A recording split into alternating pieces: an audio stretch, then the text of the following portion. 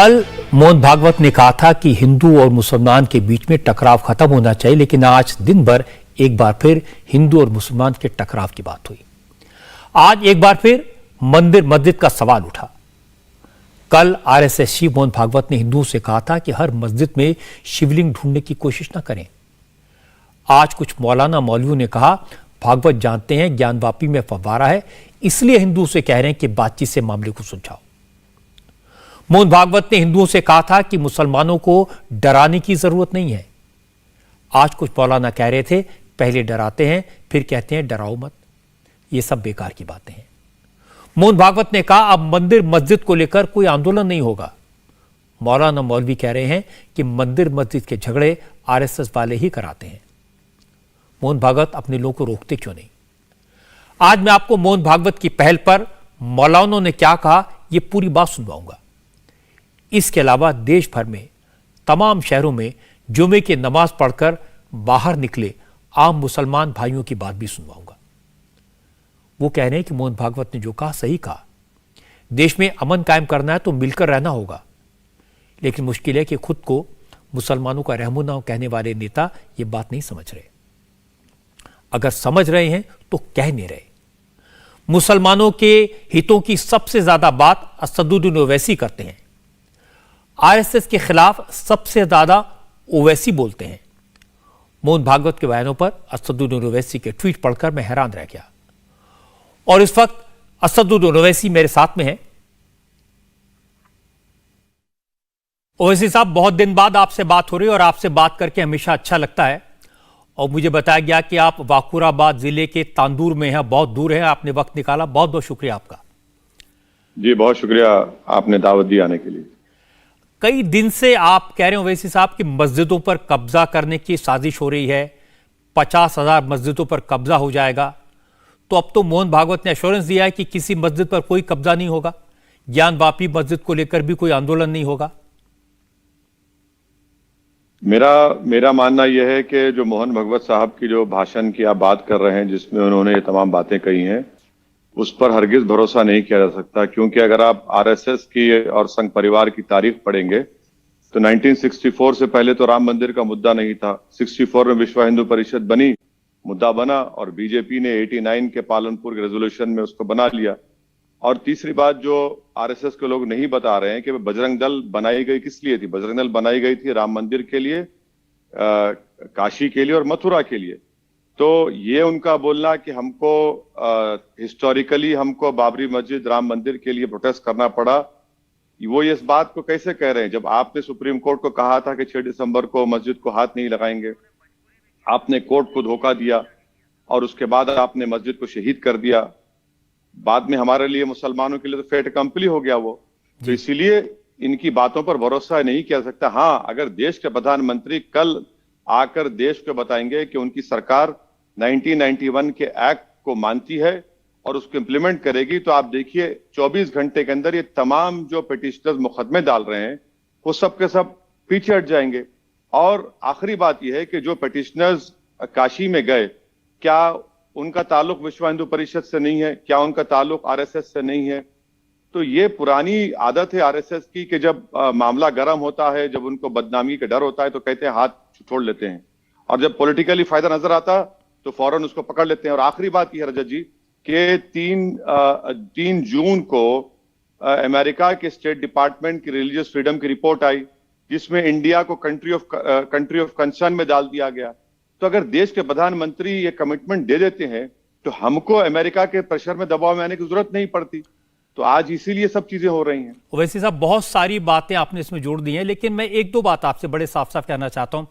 आप ही तो कई दिन से बार बार कह रहे हैं कि आरएसएस ने मुसलमानों के खिलाफ जंग छिड़ दी है। भिवंडी में 5 दिन पहले आपने कहा था। आज जो आपने ट्वीट किए हैं उसमें ट्वीट नंबर 3 में आपने कहा कि जो जोकर काशी मथुरा कुतुब का सवाल उठा रहे हैं उनका आरएसएस से डायरेक्ट लिंक है। तो फिर उनको आरएसएस चीफ नहीं कहेंगे तो कौन कहेगा? आरएसएस चीफ ने अपने ही लोगों से कहा कि ये मत करो। तो क्या इसका मतलब हम ये निकाल सकते हैं कि कल ये लोग अपना पिटीशन वापस ले लेंगे? ले लीजिए। अगर वाकई में इनकी बात का पासो लिहाज रखते हैं ये लोग, अपने सर संचालक को इज्जत करते हैं, तो क्या कल वो केस वापस ले लेंगे अपना? ले लीजिए वापस। देखिए, मैं यही इसीलिए तो एक कह रहा हूं लार्जर कि- सवाल आपसे कह रहा हूं। मोहन भागवत ने क्या कहा, देखिए आप भी कह रहे थे और हमको भी ये लगता था कि हर जगह हर मस्जिद में शिवलिंग मिल रहा है, ये जैसे साजिश है, कोई प्लानिंग हो रही है। लेकिन उन्होंने कहा कि शिवलिंग हर मस्जिद में ढूंढने की जरूरत नहीं है, ये ठीक नहीं है, इसका तो स्वागत होना चाहिए। कौन सी बुरी बात नहीं है नहीं इसमें? नहीं, नहीं नहीं नहीं, हम तो दूध के जले हैं, छाछ को ही फूक फूक कर पीते हैं। आरएसएस की तारीख से थोड़ा बहुत मैं वाकिफ हूं, ज्यादा वाकिफ नहीं हूं, मगर जितने जानकार उनको जानते हैं वो ये बता रहे हैं।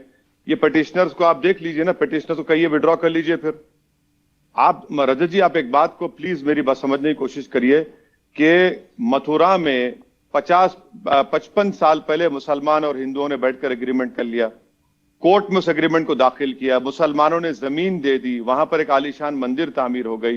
एक कंट्रोवर्शियल वहां पर सीढ़ियां थी, डेबरी था, उसको मुसलमानों ने हटा दिया। ड्रेनेज का पाइपलाइन जाता था मंदिर की तरफ, उसको हिंदू भाइयों ने पैसे देकर उसको चेंज करवाया।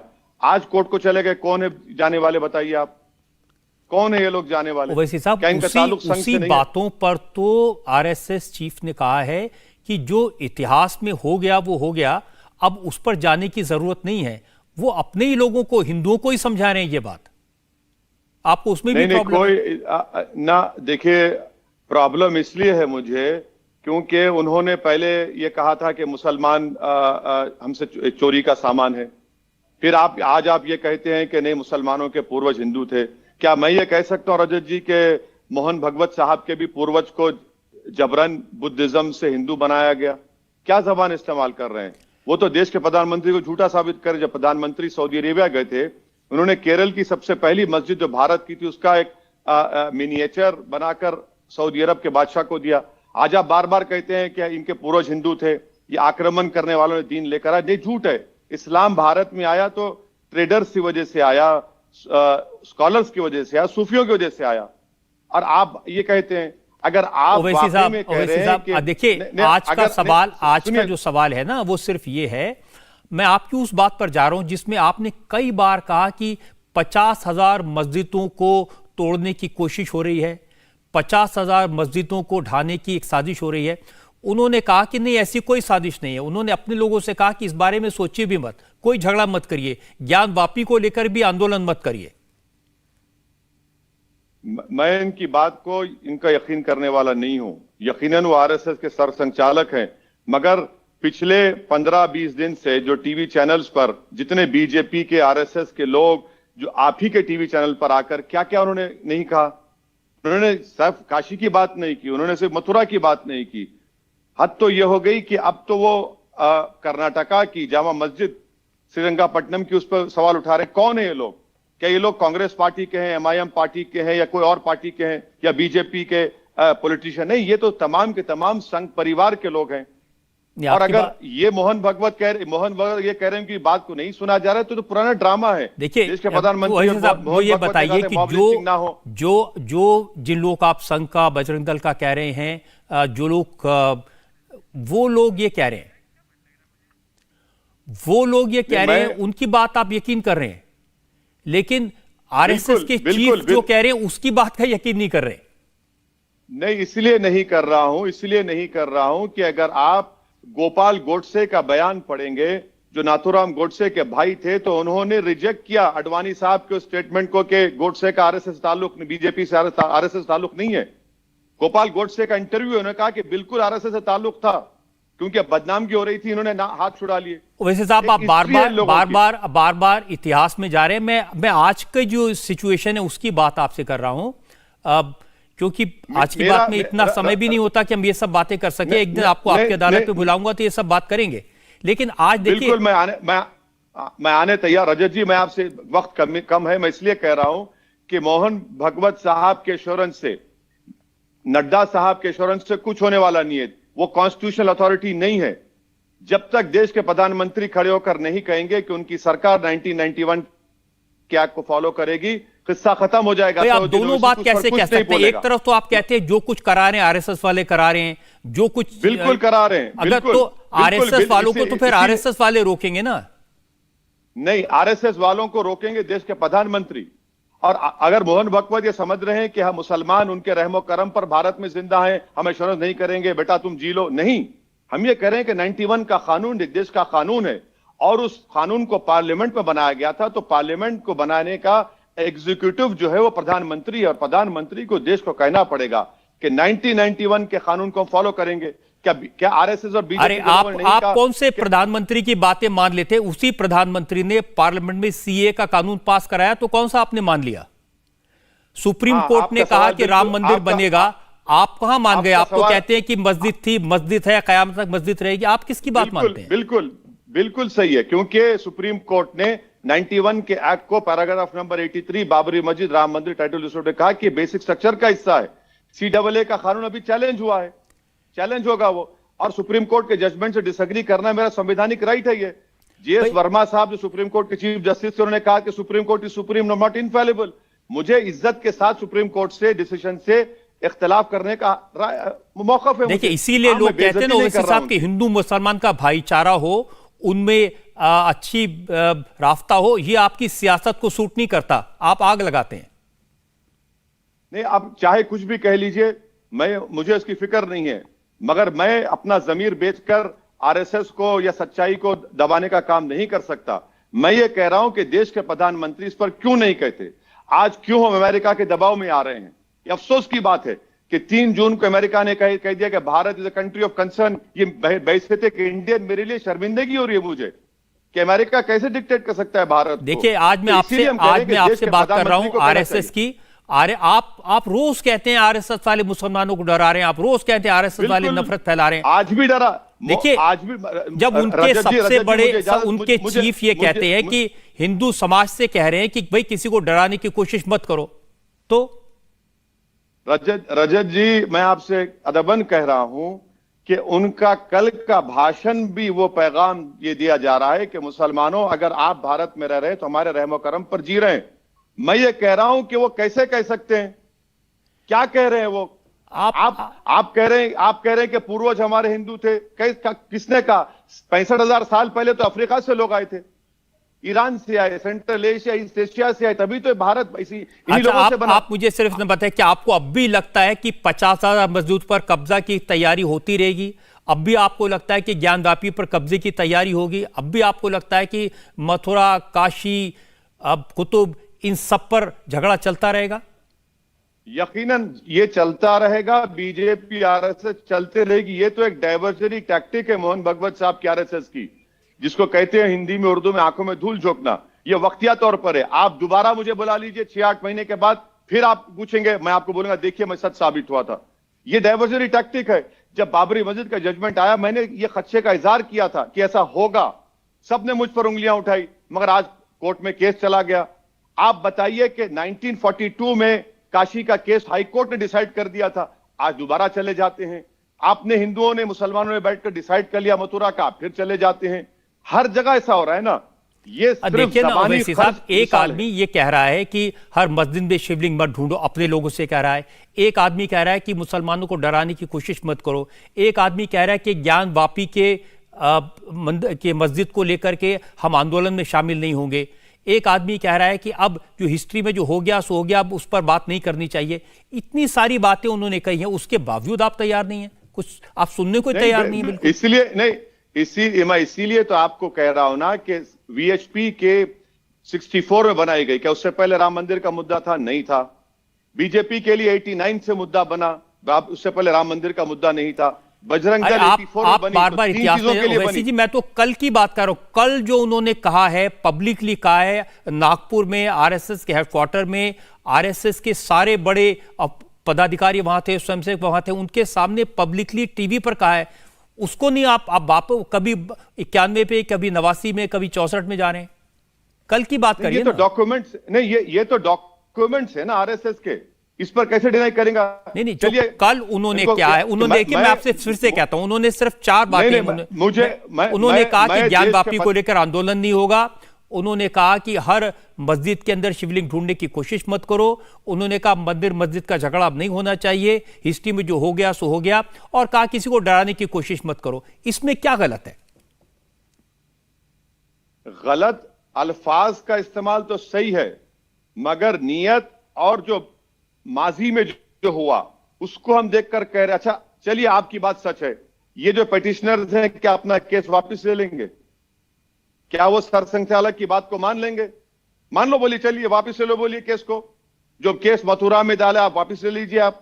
मैं आपसे कह रहा हूं कि ये सिर्फ डाइवर्जरी टैक्टिक है। मोहन भागवत के शब्द मुझे ध्यान है, कल मैंने उनकी बात को बड़े ध्यान से सुना हुआ साहब, उन्होंने कहा था कि ये जो ज्ञान वापी का केस है इसको लेकर आंदोलन में आरएसएस शामिल नहीं होगी और जो मामला कोर्ट में है, जो कोर्ट फैसला करे उसकी बात को सब माने।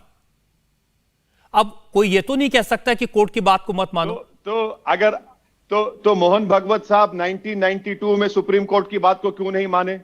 आपने सुप्रीम कोर्ट को कमिटमेंट दिया था, वादा किया था, एफिडेविट लिखकर ये दिया था कि 6 दिसंबर को बाबरी मस्जिद को हाथ नहीं लगाया जाएगा। साहब ये झगड़े कभी खत्म होंगे कि नहीं होंगे? आप 92 की बात करेंगे, 64 की बात करेंगे, 48 की बात, फिर वो भी पुरानी, फिर वो मुगल की बात करेंगे, तो ये तो कभी खत्म। अगर एक आदमी ने पहल की है कि भाई चलो जो हो गया सो हो गया, उसको भूलो, अब आगे से झगड़ा मत करो। क्यों, क्या भूलें?